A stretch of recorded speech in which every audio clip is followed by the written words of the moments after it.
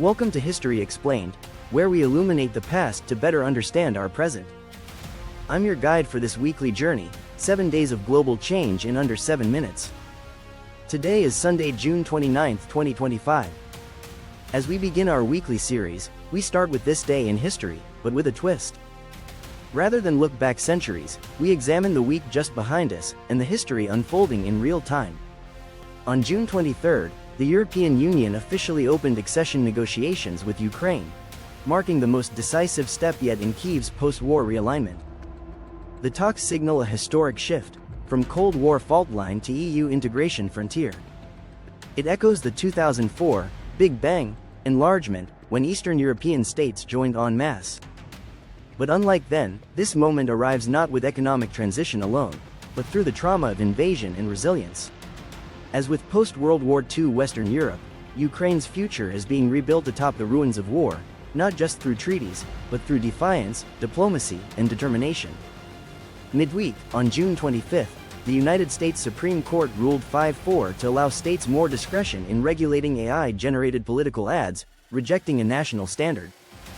Critics fear a fragmentation of truth itself, different rules, different realities.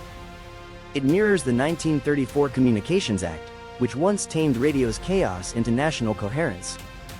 But today, we may be watching the early Wild West of synthetic media, where deepfakes and disinformation outpace regulation. In a digital democracy, how we define truth may prove as pivotal as who holds power. June 26 brought grim echoes of history.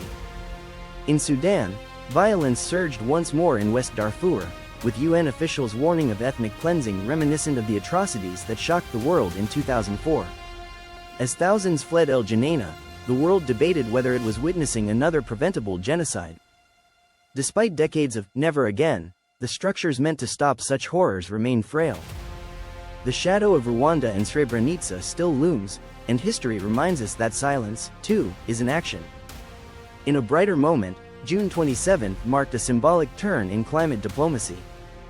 China and Brazil unveiled a joint Amazon-Yangtze carbon corridor, pledging shared research and forest protection.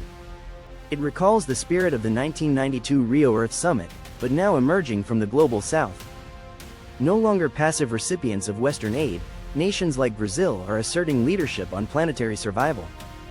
It's not a new Bretton Woods, but perhaps the first chapter of a new ecological order, one rooted in collaboration rather than competition.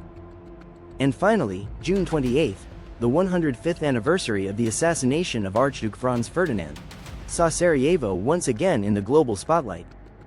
This time, not for a shot heard round the world, but for a summit of young peacebuilders. Over 30 nations gathered for the Sarajevo Dialogue, emphasizing conflict resolution, not escalation. In a world brimming with proxy wars, polarization, and rising nationalism, this gathering drew from history not to commemorate war, but to challenge its inevitability. From Ukraine's pivot to Europe to Sudan's haunting déjà vu, from AI's legal limbo to Sarajevo's hopeful revival, the past 7 days remind us, history doesn't just repeat. It teaches, if we're willing to listen. Thanks for joining us for this week's episode of This Day in History. If these stories made you think differently about how history unfolds around us, subscribe, share, and let us know. Which headline this week felt like a turning point? Tomorrow, we shift our lens to the people behind the headlines. Join us Monday for Historical Figures, where we explore the lives that shaped last week, and may shape what's next. Until then, I'm your guide for History Explained, where understanding yesterday is the key to navigating tomorrow.